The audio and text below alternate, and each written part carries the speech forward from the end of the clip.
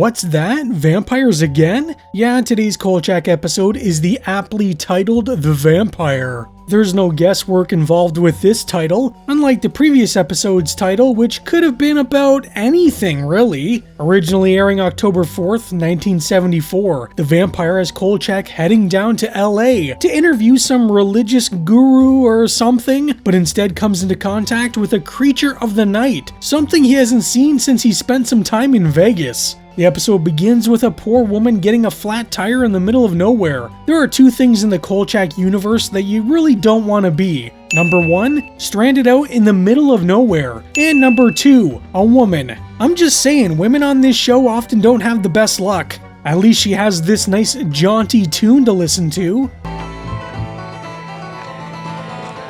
Seems like her luck is about to change, however, because someone's come to help with the tire. What? Don't run! They were gonna hold the flashlight. Anyways, a reporter friend of Kolchak's named Jimmy the Swede is giving Kolchak the rundown on some recent murders that have taken place right outside of Vegas and seem to be heading to LA. All of these bodies were missing an inordinate amount of blood.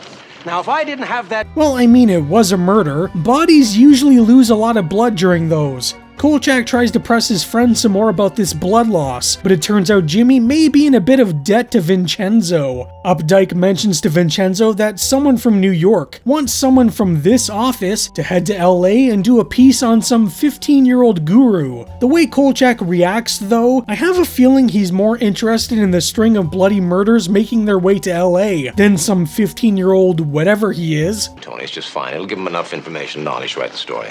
It's superficial, but enough. Carl, I want you to go. I love how Kolchak's able to manipulate his boss. Poor Vincenzo has no idea what he's in store for. You'd think he'd understand by now when Kolchak is messing with him. I mean, just look at his face. While Kolchak makes his way to LA, 25-year-old lady of the night Catherine Rollins, gets to work. Holy crap, relax you two. It's not like this guy's wife is about to walk into the room. Oh, did I speak too soon? Now, honey, it's not what you think. Alright, so she's a vampire. I've had worse first dates. Kolchak arrives at his hotel, and I like how he just leaves his car in the street. I don't know anything about LA, but I'm assuming that's not something you can do. Now, don't go spending all that at once. At Barstow, deputies stated, Mitchell's body was in a severely Operator, cancel that call. condition. Vital fluids all but gone. Kolchak's not about to waste a man drained of all of his fluids in the hot sun, so he decides to speak to Deputy Sample. Oh god, I hope his first name isn't Urine. Because I think that's about the time that Mr. Mitchell was murdered. You've been chewing mezcal. Who said he was murdered? I say he died of exposure. The deputy thinks this guy died of exposure, but I think even in the hot sun, it would take more than a day for a body to be completely zapped of its fluids. Also, why did this guy tape the inside of his car's windows? Do the police not find this to be weird? Tell me, did Mr. Mitchell have a couple of puncture marks on his throat, like fang marks? You know the last nosy fellow who come through Barstow? Somebody done come out and punctured all his tires. Seems like Kolchak hit a nerve with the fang remark. Kolchak rushes to his actual meeting with the young guru, but because he screwed around too much with Deputy Sample, the guru left and won't be back. Is it Kolchak's life goal to give Vincenzo a stroke? It's either you or it's the immigration people or... Oh, no, wait a minute. No.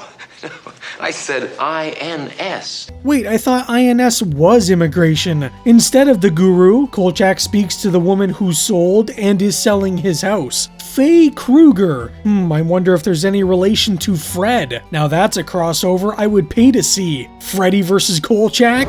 Conveniently, Faye took journalism in school and was fairly close to the guru. I think you know exactly where this is going. Kolchak convinces Faye to write his article for him. I guess that means she can just leave her job as a realtor. There's a report over the radio about some arrested suspects, so Kolchak drops off Faye while he heads off to the briefing, which is being held at the crime scene for some reason. It's room 212. Start without me.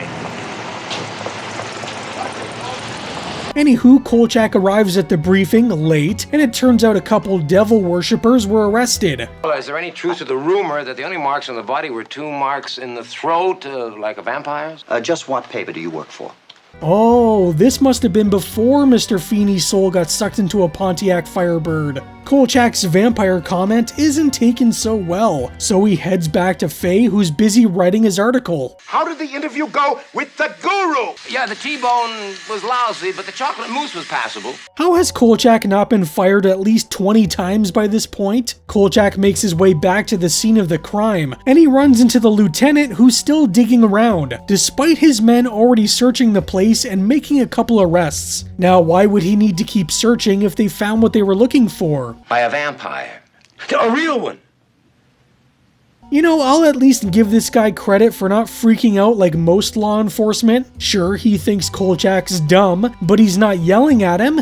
Yet, Kolchak pleads his case that what they're dealing with is a vampire, but I don't exactly blame the lieutenant for not believing him. Now you kill it by driving a stake through its... Get out. And what happened the last time you did that, Kolchak? The police walked in right in the middle of it and ran you out of town with a phony murder charge. Kolchak speaks to the manager of the building and learns that the victim in this case had some of her clothing and jewelry stolen. Not only that, but her sister went to Vegas a few years ago and mysteriously vanished. Now, I doubt it was the sister that returned, killed the victim, and then took off with her clothing. I mean, that would be silly. Meanwhile, a, let's say, businessman named Ichabod is looking to add a new lady to his stable of, hoes. A vampire has to be the best choice when it comes to workers, no? She only works late nights and has no problem draining people of their fluids? Tony! Is it Tony? I can't hear you, Tony! Turn the shaver off, Carl. Kolchak gets a call from Vincenzo, but there's only so many times you can fool him with the shaver. To say Vincenzo isn't happy with Kolchak's article is an understatement, but what do you expect when you hand it off to a realtor? Also, does this woman not have an actual job to do? I'd like her to deliver something warm, if that's possible. That's what we're here for. Kolchak calls up Ichabod for a little catering, and specifically for his newest acquisition, Catherine. I would love to know what Faye must be thinking during this entire conversation. I mean, it's pretty clear what Kolchak is ordering. Kolchak quickly gives Faye the boot, but not before taking her lipstick so he can draw a cross on the door. If drawing a cross is good enough to fight a vampire, then why not draw crosses all over your body? I feel like that would work even better. Who is it? Grace's Catering. Ooh, looks like dinner is served. You know, I don't know who's creepier, the vampire or Kolchak. All right, which freako scene is this? Wrong woman, Kolchak. Since it's not the vampire, Kolchak starts asking a few questions, but all the woman really tells him is that she and Catherine have the same boss, Ichabod. Hilariously though, she doesn't leave without getting her pay from Kolchak, which is $200. I mean, for that much, the least she could do is make Kolchak a sandwich or something. Kolchak speaks to Ichabod, telling the man about Catherine's allergic reaction to sunlight and hunger for blood. Ichabod doesn't believe a word he says, but Kolchak is pretty convincing, especially when he mentions Ichabod could be an accessory to murder. Selling women's bodies on the street, perfectly fine. Accessory to murder, not so much. Ichabod tells Kolchak Catherine was hooking up with some football player, and you can guess where he's headed. The surprise was all theirs. You know you're terrifying when you can scare Jason Voorhees. Kolchak happens to arrive right as Catherine is fighting a bunch of NFL linebackers. Or something, I don't know sports. Oh come on, that guy ran through the window himself. Kolchak is nearly attacked but defends himself with a makeshift cross. The police come in and Catherine is gone, but good luck explaining this one to Vincenzo. Kolchak explains to the lieutenant what happened, but he's like, a woman did this? What woman could rearrange furniture like this? Listen, what I saw was not kung fu, and it wasn't chow mein. It was a female vampire. I don't want to hear that word with again. superhuman strength. Oh, I could definitely go for some Chinese right about now. Kolchak tries explaining that this woman is a vampire and became one a few years back while in Vegas, but he's not listening to a word Kolchak says. Vincenzo calls up, and the funniest part is when Kolchak is handed the phone. Hi, Tony. I'm tired of it, Kolchak. I am fed up. You can't tell me Kolchak doesn't know what he's doing. He's such an ass. Kolchak tries explaining what happened, but the lieutenant has forbid him from using the word vampire. I don't know why Kolchak doesn't just tell Vincenzo what's going on. It's not like this is the first time they've both dealt with a vampire. Instead, Kolchak is told to go home or go to jail. Kolchak decides it's probably best he'd go home. Faye comes in and she's sorry to see him leave. But what was the point of her even being in this episode? Was it all just so there would be someone else writing his story while he was chasing monsters? How would a person find out if a house had been rented or sold, purchased or bought or leased in the last week or two? Using her powers of realty, Faye helps Kolchak find where Catherine is staying, so I guess she was good for something. It's definitely not writing articles though. I don't know what Kolchak is doing with his lunch and some gasoline. Oh yeah, this is definitely the home of a vampire. It even looks like one of those bats with the smushed face. You know, I would love to know how she can afford this place on a hooker's salary. Do you think she gets free dental? Kolchak attempts to Spider-Man his way inside, and then quickly realizes he's in his mid-50s and this is a terrible idea.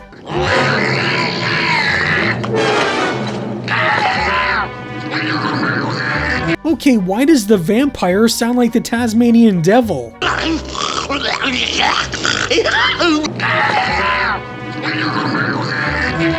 Does he need the light because vampires have poor eyesight? Kolchak runs off, but I feel like the Cross was doing a pretty good job. Giving up your back feels like a terrible idea. She tries to attack him, but it seems crosses even work through clothing.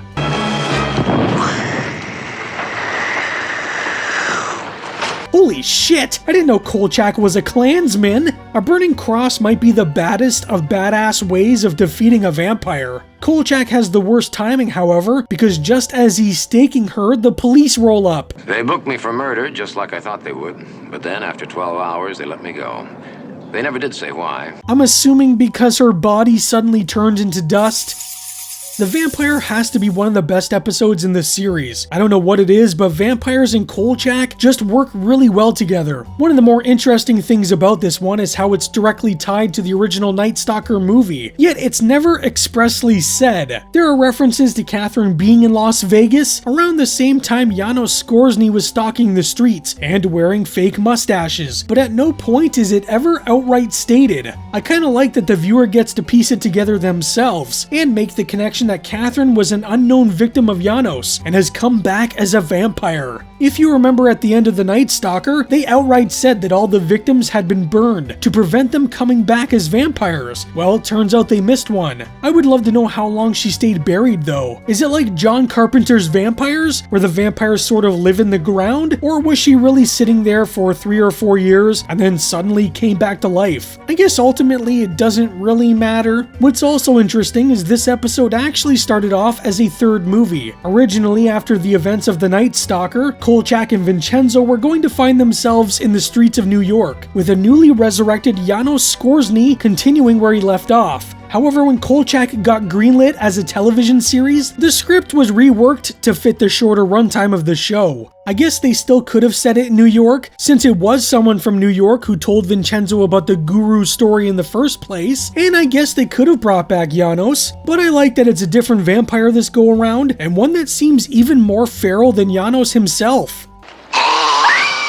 The story was written by Bill Stratton with the teleplay written by David Chase. The episode was directed by Don Weiss, a prolific television director at the time, including shows like the 60s Batman and The Love Boat. One of the most iconic moments of not just this episode, but the series as a whole is the Flaming Cross. Producer Cy Chermak loved the idea, but later admitted he wasn't sure if it was his own genius or story editor Rudy Borshirt's. He once said, "I thought it was my idea." Rudy Borshirt says he thinks it was his idea, and it might very well have been. No matter who came up with the idea, it was pretty damn cool. The vampire for the episode was played by Suzanne Charney. Suzanne Charney was a Broadway and TV dancer with a bunch of bit parts, probably best known for Sweet Charity in 1969, where she did some truly hypnotic moves. Oh my. Decades after the episode aired, she told Infinity Magazine that she still has her vampire fangs and wears them every Halloween, one time even pranking her dentist with them.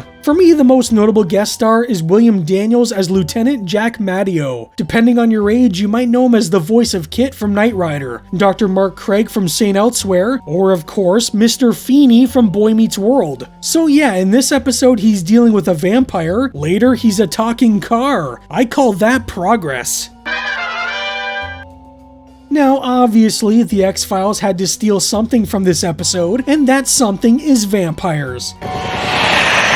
Vampires appear in both the Season 2 Episode 3 and the Season 5 episode Bad Blood. And as we know, any TV show or movie that has vampires and came out before or after Kolchak clearly stole from the Night Stalker. Actually, the X-Files Episode 3 did have vampires in Los Angeles, and there was a bright fire just over the hills. Maybe that was Kolchak's burning cross. If you've never seen The Vampire, I definitely recommend checking this one out. Darren McGavin is funny as always as Kolchak, and it's just a fun, simple vampire story. Up next, Kolchak has to interview a bunch of singles aboard a cruise, while also contending with a werewolf in The Werewolf. So what do you think about The Vampire? Let me know down in the comments. Anyways, that is all for today. I hope you're having a great day and stay spooky. Huge thanks to all my channel members. You're the real MVPs of the Spooky Squad. Your support helps keep the lights flickering and the monsters fed. If you'd like to join up and help support the channel, check out the join button below. But no pressure, just watching and liking helps a ton too.